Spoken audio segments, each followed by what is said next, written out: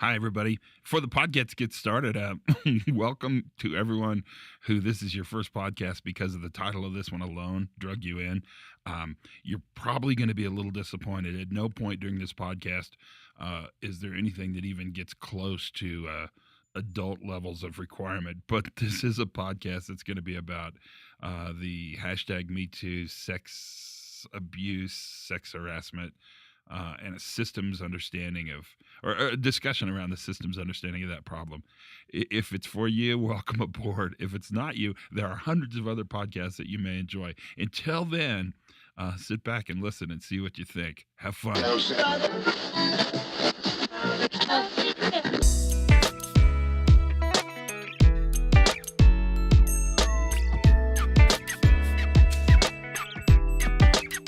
Everybody, and welcome to the Pre-Accident Podcast. I am your host, Todd Conklin. Woo-hoo-hoo! It's the new year. Are you excited? Huh?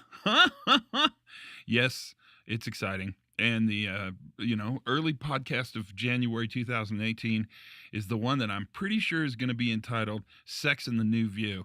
It might be Sex and Safety differently, but I think Sex in the New View is probably going to be sexier. I'm guessing this podcast is going to get a lot of hits. We'll see.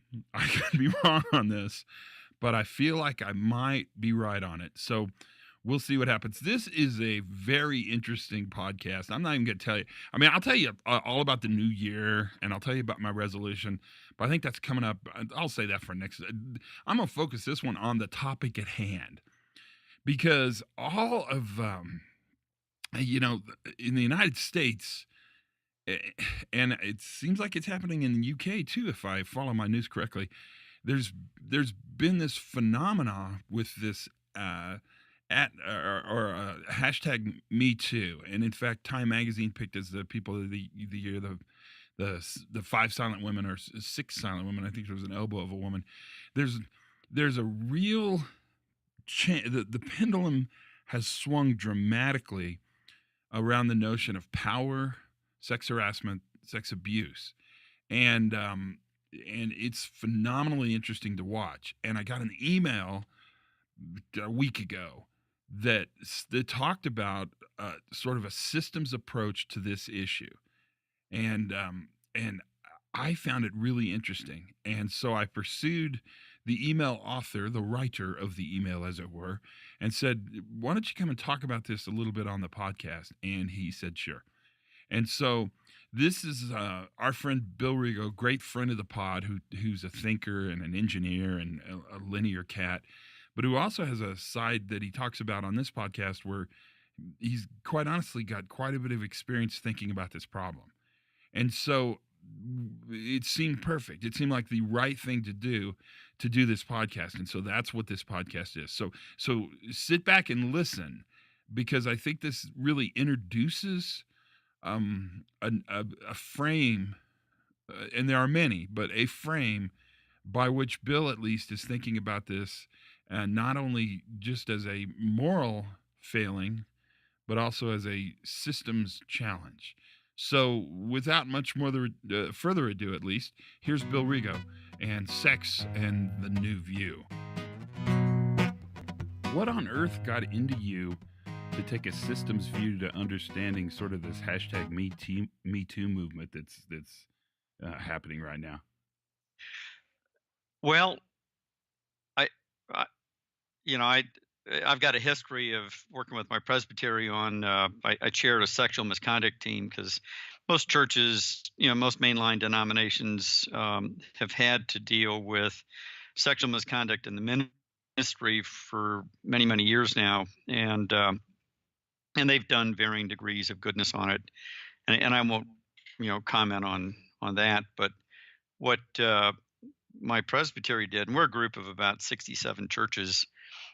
We formed a sexual misconduct action team, and so we write the policy on sexual misconduct, and we don't adjudicate cases, but we deal with the aftermath of it, and we also do the mandatory training for these Presbyterian ministers.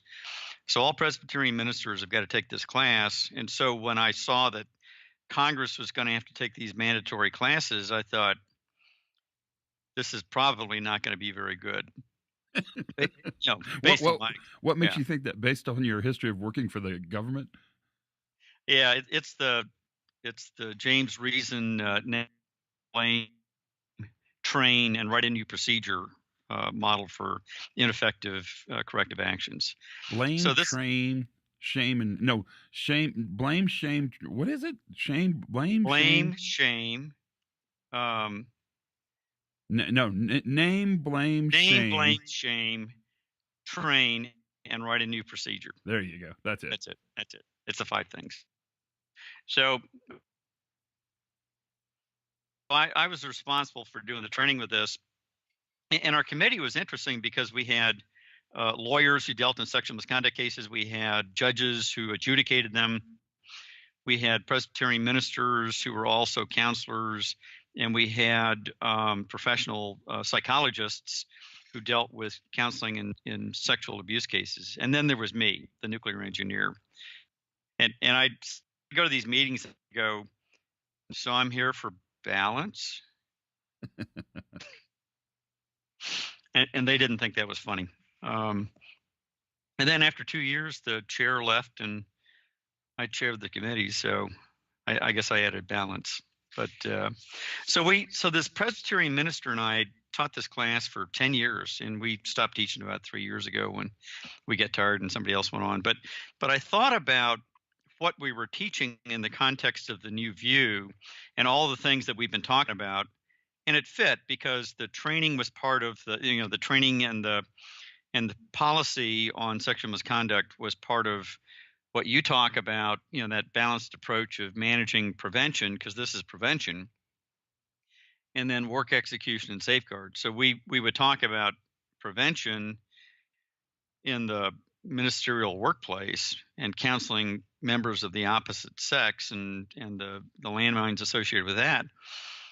And then we talk about if you had a predator in your midst, which we have had, how would you know? How would you detect that, and what would you do? And then the third part that you talk about is safeguards and control. And really getting into what Decker talked about in terms of restorative justice. So we're big into restorative justice. So we don't stop at getting the miscreant out of the ministry. We go to the victims and we try to provide some sort of restorative justice to make them whole. Um, which is very different from many other denominations. So I thought about that and I thought, well, this is interesting. And then I went to the drift and accumulation model, which you and I have been teaching for many, many years. And I thought it was a perfect fit for what was going on. So that's kind of how I started this. Well, tell us what you're thinking, because it's timely and it's interesting, and I do think you're right. I think the sort of the restorative approach to understanding this is really important. It's going to become even more important, I think. Well, I think so because I mean, you just look at Time Magazine named the silent women as their person of the year this year, which I think was I thought it was appropriate. Then you look at Al Franken's speech yesterday, where he basically cast aspersions on his accusers, saying, "Well, he didn't remember it the way that they did," which means that they must be liars. And so you look at these things where people are just doing bad things and they don't understand really how to make yourself whole after these sorts of events. And so having a sexual predator in your company uh, can be devastating for that company. So in the case of the Weinstein Company, which is probably the most egregious example I can think of, that company is going to go out of business. I mean, it just can't. It can't stay in business. And so that's a company that lost its way. The whole company was set up to, it appears, to satisfy the sexual proclivities of its owner and founder. And in the end, none of them are going to look very good. Not the board, not the right down to the interns who were part of this, all these machinations. So companies can go out of business because of this. Politicians lose their careers. Ministers, become disgraced. Churches go into schism because of it. And so the consequences are significant. And of course, you're a degreed psychologist, so you can understand the proclivities of sexual predators. Not that accuse you of that, but you better understand this than I do. Well, and let me ask you a question because and it's a naive question, but it's a question that I've been thinking about a lot, especially since the email that you wrote that kind of started this discussion. Is this Yeah. kind of sexual predation or this kind of event that we're talking about, sort of sex harassment, sex abuse, is it a moral failing? Or is it a function of a gap in our societal systems? Is it a systems problem? Should we ask who failed, or should we ask what failed?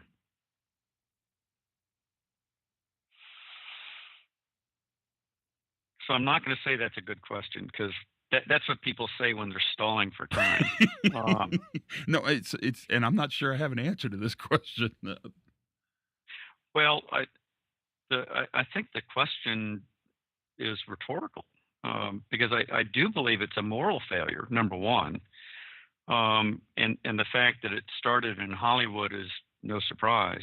But Bill, I But mean, that's been going on for years. I think the discussion started in Hollywood. I would imagine this kind of sex harassment has been around. Oh, I don't know, since time began, probably.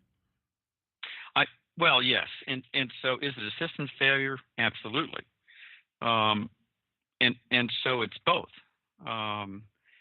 But it starts with a moral failure. But then it if you assume that that's going to happen, which I think we should, because we're all human, we're all fallible, we all have different needs and what have you.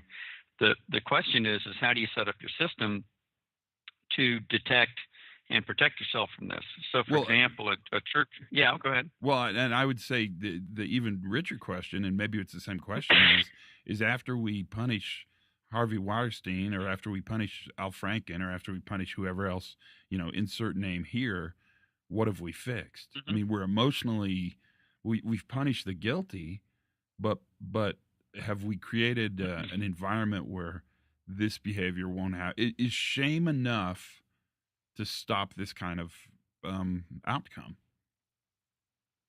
Well, no. And so there's a church in my area where the minister was conducting counseling of married women in his office who were going through marital problems, and he was engaging in sexual relations on his desk with them. And eventually he was discovered and fired and removed from the ministry, so he'll never preach again. But what the church did, they thought about what had happened and their role in all this, and they realized that having a woman behind a closed and locked door with the minister might not be okay. And so what they did was they cut a slot in the minister's door and inserted a piece of glass so that you could see in. It was one of these long, narrow, right, up and down windows, so you could see in, but you couldn't hear anything. So whatever he was counseling for the church member, no one would hear, but you could see it. And so there was not much that was going to go on that the church secretary wasn't going to figure out.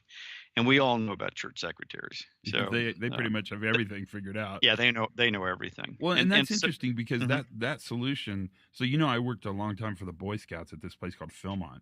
And right. One of the jobs I had is I was a coordinator of camping services, which I'm not sure if that makes it. Anyways, I was in charge of sort of all the stuff like the chaplains and getting kids on and off the trail and all that kind of stuff. And we years ago, the chaplains got together and we had a meeting, and they said they never want to be in a vehicle alone with just one kid. So we never created an environment where there was an adult and a kid in a vehicle driving somewhere into the backcountry alone. Mm-hmm. We always put two deep leadership, and that was that was a systems defense, right? That was a prevention tool, and I guess in a way, kind of a recovery tool, but mostly a prevention tool to create an environment where it'd be hard for that to happen. So I think you're onto something there. Right. And uh, I had a minister who was a former Army chaplain, and he'd made colonel. And but when we were teaching him the class, and he could have taught us, and he did several things. He described an incident where the battalion was deployed somewhere, and Mrs. Smith, who is married to Sergeant Smith, was unhappy, and she called at the chaplain's office, and she said, "Well, I want Chaplain so and so to come down to my quarters at 6 o'clock tonight for counseling, because I'm in distress, and I just need some chaplain's advice." So the chaplain got his chaplain's aide, and he went, "Okay, Corporal Smith, you're going to come with me and to Mrs. Smith's house." And of course the chaplain's aide was not happy about going out after hours, and the chaplain went, "Nope, I'm the colonel, you're the corporal, you're going to do this." So they show up at the appointed hour. Chaplain knocks on the door opens, here's Mrs. Smith, and she's in a flimsy negligee with nothing on underneath. She says, "Oh, Chaplain, it's so good to see you." And then she looks over her shoulder and sees the chaplain's aide, and she slams the door and, and comes back and allows us how perhaps it's not a good time. Yes, yes. And so, Systems have mighty powers over behaviors. right. And so that was the approach we took with these ministers, that's a tight ass group of folks if you ever want to see one talking about sex. But so when we would start the class, we go, okay, and I do the counting game, by the way, to start the class, which just confused them. And um, but then I say, okay, tell me what you're afraid of when it comes to this topic. And the number one thing they would talk about is the threat of false accusation. And so I'd write all these things down on a tear sheet, and we'd go through and leave it up on the board. We go through the class, and at the end of the day, because it was an all-day class, and we teach it to ministers on Saturdays, which is their day off, so they didn't want to be there. And so at the end of the day, we're reflecting on the tear sheet, and I go, okay, well, what did you learn about the fear of false accusations? And with all the stories and all the tools that we'd given them, the ministers realized that they had everything they needed so that they would never, ever have a threat of false accusation. So they'd known ministers who had false accusations, but they didn't understand what had led up to it. And so I think the companies that we advise would be should be encouraged to take this into account, because this is, in my view, if you're looking at an existential threat to a company of sexual abuse or systemic sexual abuse within the workplace, it can be just as bad as a fatality. So You use the drift model and explain to me where you guys are going with this. I think Right. this is an interesting way to look at this. So the line of work is, as imagined, is management expects that people have read the HR policies, and they've gone to the HR training, and they know that sexual abuse in the workplace is wrong, and and everybody understands that, they've read it, and there's no hanky panky going on in the workplace. But the reality is that people will go out, and there'll be workplace flirtations that end up in dates, that end up in something else, or you actually have predators out there that are trying things. And so the thing about predators is that they never stop trying, and they're going to approach boundaries, and they're going to go beyond the boundaries. And so whether it's dating a 14-year-old girl when you're 30 years old, or fondling a USO singer while she's asleep, and having a picture taken of that, those are boundaries that predators would go beyond and keep going, and they just keep doing that. Um, and um, so predators, which are a very small part of the population, um, they aren't governed by rules, and so your prevention methods and your detection methods become increasingly more important, and restorative justice afterwards. So, but people will drift away from work as imagined pretty quickly in this particular subject. It, by the same token, the hidden hazards in the workplace are women who have been sexually or perhaps abused in the workplace that you can't see because they don't talk about it. And where those two lines intersect, you end up with a huge um, uh, workplace, you know, sexual workplace suit that goes to the EEOC, and the company gets fined or they go out of business. And you certainly want to avoid that. Well, I mean, I think you're onto something. I think just bringing up the question whether it's a moral failing or a deeper systems failing or a combination of both changes Hmm. the frame by which you think about this problem. Because it's a really, I mean, I don't know how to say it. I think our tendency is to oversimplify it and to say this happened because this person was bad. This happened Hmm. because this person was a predator or a harasser Hmm. or whatever word we want. Therefore, if we remove the bad person from Congress Hmm. or any company, you name it, the problem goes away. When in fact, I think it's obvious at every level that this isn't really a question of a predator. This is a question of power and position and you think about sort of the power relationships here that exist everywhere. Hmm. Um, that's significant. I think it's incredibly interesting that you see the target of the harassment or abuse not reporting as a hidden hazard for the company. I think you're right. I mean, I think the risk is that that seems kind of damning towards the victim, but in fact, that's not the way I took it or you said it.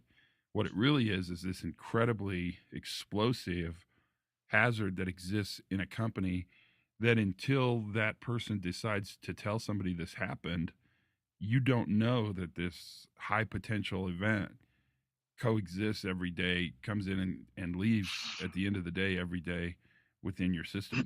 That's a very interesting way to think of this. Yeah, and I think it's appropriate. Yeah, I think you're Um, right. but so I come into this somewhat naively because, for 20 years in the Navy, I worked in nuclear power, and back then we had no women in the program. So my experience in working with women was, pretty low. Um, and so when I hit the workplace, I took over this large training program that had about 160 employees, and they were many of them were women, and which is kind of uncharacteristic for this company. And so I was talking to one of my managers, and I made that observation, and he shut the door and he sat down. And he went, "Let me explain to you what's been going on," because I hadn't been told when I took the job. And the previous manager about a year earlier was a sexual predator and had been not fired for it. He'd been very quietly allowed to retire, which and nobody said anything. He just didn't show up for work one day. He was retired, and I'm making air quotes with my fingers. Right. And so he so there was no talk about it. And then an interim manager came in, and I took over as the training manager. And this guy would conduct hiring interviews in the company sedan, driving out into the more rural areas of the site. And so we kind of understand what went on. So um, I realized I was ill equipped as a manager to deal with this problem of sexual abuse in my workplace. And so I called my secretary in, and she was an older secretary in her early 50s, and I said, "Pat, here's what's going on, and I'm out of the Navy, and I don't have I'm just not sensitive to these things. I want you to be my mentor and teach me about, you know, how to avoid, for me personally, how to avoid what the other guy did, number one. And then number two, how do I manage this with a group of trainers that was about 60% female? And she smiled and she said, I was wondering when you're going to ask me that question. And so she was my original mentor in this. I've since taken on other female mentors, one of which was a nuclear engineer out of Case Western Reserve, and she was extraordinarily good. Because we were bringing in probably 40 to 50% of our new engineers were women, and so this in a traditionally male, uh, industry of nuclear engineering and chemical engineering, and which is all male dominated forever. And only in the past 15 years did we start to get some incursion of young females into the workplace. And so we had to construct a mentoring program that would give our older mentors, the male engineers, better tools to work with the younger female engineers. And that worked very well. So what do we take out of this? What what are you thinking now? And I'm not going to hold you to this because I think the thinking process is in process. But Yep. but what's our new view approach to understanding and moving forward with this? I think a lot of it goes back to, I'll just go back to your book on fatalities, where you talk about you got to have a balanced approach, in the prevention, the work execution, and then the recovery or the safeguards and control. And that is, you've got to have policies in place, you've got to have training in place, but the training has got to be experiential. And you've got to put systems in place like windows in doors, and all these management policies about when you have members of the opposite sex together in the workplace, how do you manage that? And then how would you know in work execution that workplace sexual abuse is not taking place? At where I worked, back in the 80s and early, with the previous contractor, the sewage lift stations were being clogged with condoms. I don't know if I can say that on your podcast, but I think you can. but Bob You're the Edwards first to ever say that. I will put that on the record. Yeah, it's a first. So Bob Edwards would call that a weak signal. So nothing was ever done about that, and people just laughed about it. Everybody knew, but nothing was ever done, and none of the nobody went things that make you go and so the we just didn't pay attention to what was going on in the workplace, because we're trying to make plutonium and uranium and tritium and all that other stuff, and condoms in the sewage lift station just wasn't a priority. And then the third thing is your recovery from this. So you identify a predator within your workplace and you fire them, and that's fine. Now the company, I think, has some obligation to provide some sort of post termination counseling, and we do this for ministers who were removed from their pulpits. We provide them professional counseling, and for many months. And in fact, we had my own minister back in D.C. before I got into this was fired for this, and he spent weeks down at the Ghost Ranch near Santa Fe, which is, I guess, where Weinstein might be there now. So this place better than I do, not from personal experience, but of course. But, I do know where it is. Yes. Yeah. So, but then you've got to be. You can't do what my company did with my predecessor and just get rid of the guy and not say anything about it, because that tells people that it's okay to have sexual abuse. It's not okay to get caught. And so, did you ever read Jack Welch's books? on winning and Yeah, kinda. Yeah. so his first book was terrible, but in it he had an interesting discussion about how you train and encourage managers or get rid of them. And in Jack Welch's Simple Mind, he said there's four kinds of managers. The first kind shares your values and he makes money for the company, and that manager you reward and promote as much as you can. The second kind of manager is just as easy. He doesn't share your values and he doesn't make money for the company, and you fire him. The third kind of manager is hard because he shares your values, but he's not making money.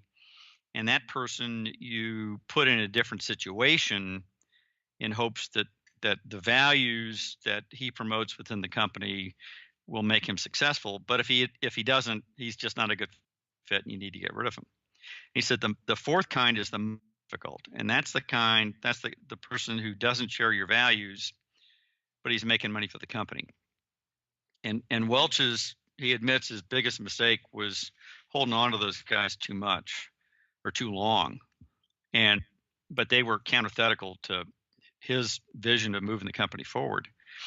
And he realized with those people, he needed to fire them and make it public. Companies have got to be able to do that in their recovery efforts, to be able to remove, you certainly need to remove predators from your workplaces, because what they're doing is illegal. It's not immoral, it's illegal. And so but then you've got to make it public. And the HR lawyers will tell you, oh, you can't do that, that's privileged information. Well, that's a bunch of crap. You've got to make it visible so that people know. It's not just it's not to prevent predators from preying on innocent people. It's so that the workplace understands that management gets it, they understand it, they have values, and they're going to support them. So let me tweak that language a little, because I think you got better as you told the story. Uh-huh. I don't think the word's public, because I do think HR would react to that and has a right to. I think the word is transparent. Is that the solution for a complex problem like this is a transparent answer, and I think transparency really fits in nicely with the notion of restoration. So I think that's where we are. Good conversation, man. You did a good job. Well, What'd you think? You. So you tackled a hard problem. Yeah, and it's one people just don't want to talk about, I don't think, up till now. And now they're all using hindsight bias to go, well, everybody knew that. And I think that's so wrong. So I look at this and I go, there's many lessons to get out of this, but we're not going to read them in the newspaper. I think we're going to read them in perhaps academic journals or something later on down the line, but certainly not in today's newspapers. So there it is. What'd you think? The first cut, the first swipe, I guess, to taking a new view approach to a rather large societal issue that has become very, very important. And it's a thoughtful podcast. It's worth your time to listen to, that's for sure. Not much more I can say other than think about the notion of transparency and the notion about the moral implications of this and the systems implications of this. And that'll give you plenty to do today. That'll probably keep you out of trouble. There you go. That's what we wanted to do. Until then, my friends, be brave. Fearless is probably a really good word to use for now. Be fearless. Have as much fun as you possibly can. Learn something new every single day. And for goodness sakes, be safe.